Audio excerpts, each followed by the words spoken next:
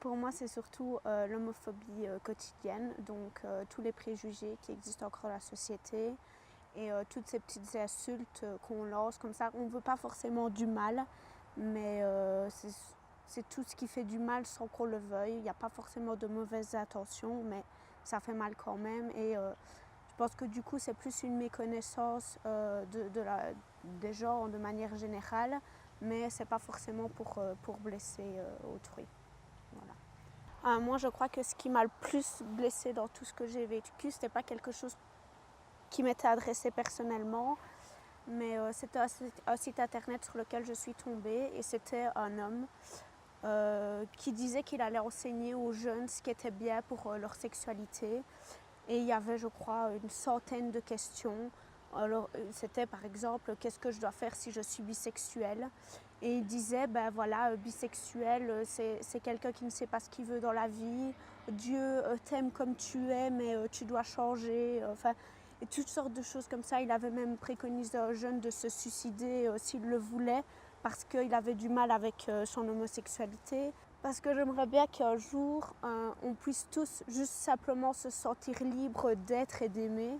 C'est vraiment aussi simple que ça. Et je trouve ça très triste qu'à l'heure actuelle, on ait encore peur de dire à ses parents, à ses amis, à n'importe qui, simplement qu'on est et qu'on est amoureux de quelqu'un. Et j'aimerais bien que ce soit quelque chose de simple finalement. Pourquoi est-ce que ça devrait être plus compliqué de présenter sa copine que son copain ou l'inverse?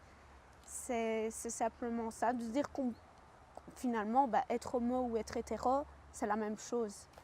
Moi, j'ai pas spécialement peur pour ma personne, mais ce qui me fait peur, c'est de me dire qu'il y a peut-être d'autres personnes qui sont dans une période de leur vie plus difficile, où ils se sentent plus fragiles, notamment l'adolescence.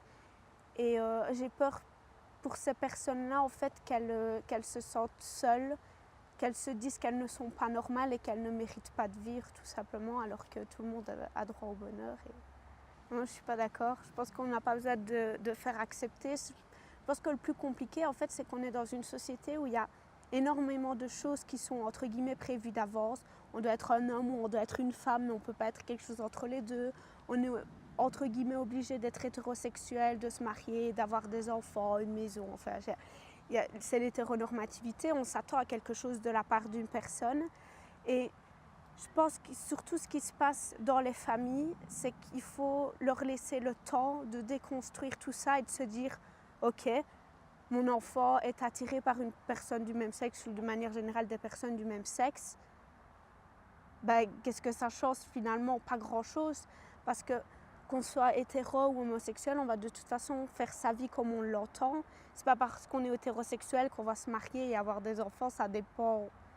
Ce sont des choix individuels, des désirs qui sont propres à chacun. Et pour ce qui est de l'acceptation, je pense que finalement, c'est pour tout le monde. Les parents projettent quand même pas mal de choses sur leurs enfants et c'est accepter finalement que l'enfant ne soit pas exactement comme on l'avait prévu. Mais ça va au-delà de l'orientation sexuelle, je pense.